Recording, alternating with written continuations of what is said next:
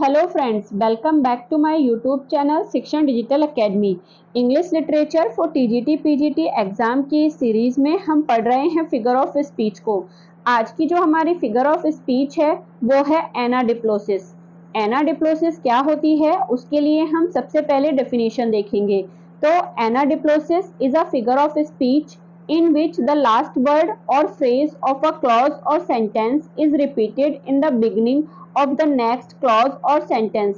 मतलब एनाडिप्लोसिस एक ऐसी फिगर ऑफ स्पीच है जिसमें किसी सेंटेंस का लास्ट वर्ड या किसी फ्रेज का जो लास्ट वर्ड होता है वो उससे अगले वाले सेंटेंस की शुरुआत में आता है, यानी कि किसी सेंटेंस का आखिरी वर्ड उसके अगले वाले सेंटेंस की शुरुआत में रिपीट करता है, तो उसे ही हम एनाडिप्लोसिस कहते हैं। एग्जाम्पल के जरिए आप इसे समझ पाएंगे।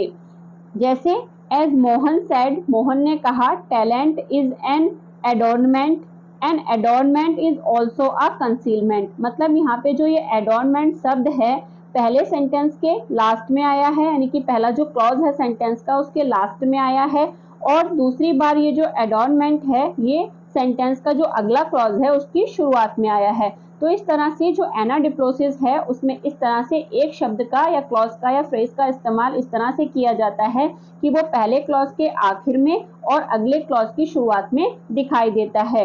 और भी हम इसके एग्जाम्पल देख लेते हैं जिससे आपको ये और अच्छे से क्लियर हो जाएगा।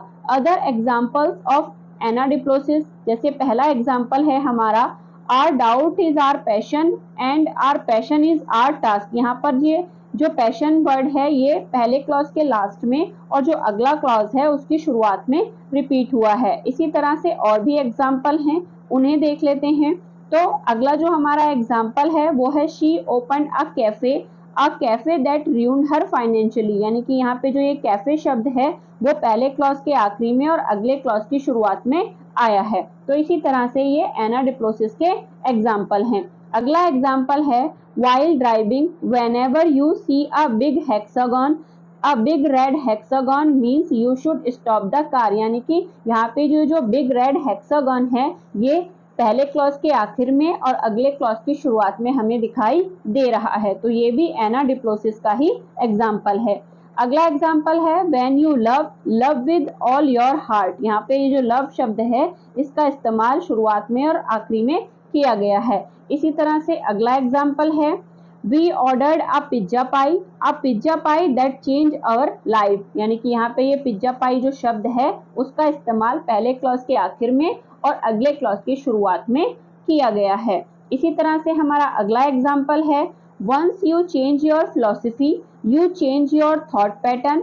Once you change your thought pattern, ये जो थॉट पैटर्न शब्द है पहले शुरुआत में आया, पहले आखिर में आया पहले क्लॉज के और उसके बाद अगले क्लॉज की शुरुआत में आ रहा है। You change your thought pattern, you change your attitude, once you change your attitude it change your behavior pattern and then you go on into some action। तो इस तरह से जो ये दो शब्द हैं वो पहले सेंटेंस के आखिरी में और जो दूसरा क्लॉज है सेंटेंस का उसके लास्ट में या उसकी शुरुआत में आया है।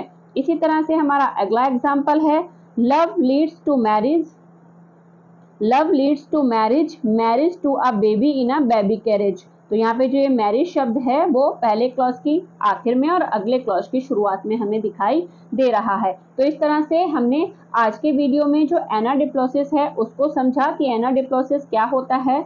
मैं उम्मीद करती हूँ आपको यह अच्छे से समझ में आ गया होगा कि जो एनाडिप्लोसिस फिगर ऑफ स्पीच है वो क्या है। मैं एक बार फिर रिपीट कर देती हूँ कि एनाडिप्लोसिस जो फिगर ऑफ स्पीच होती है उसमें कोई जो शब्द होता है वो किसी सेंटेंस का जो पहला क्लॉज होता है उसके आखिर में और जो अगला क्लॉज होता है उसकी शुरुआत में रिपीट होता है। यानी कि एक शब्द सेंटेंस में दो बार आता है, पहले क्लॉज में लास्ट में और अगले क्लॉज में शुरुआत में।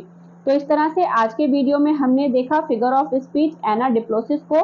इसी तरह से हम आगे के वीडियो में और भी जो बहुत सारी फिगर ऑफ स्पीच हैं उनको एक एक करके देखेंगे। अगर आप इसी तरह से मेरे साथ इंग्लिश लिटरेचर की प्रैक्टिस करना चाहते हैं तो बने रहिए मेरे साथ। Thank you for watching.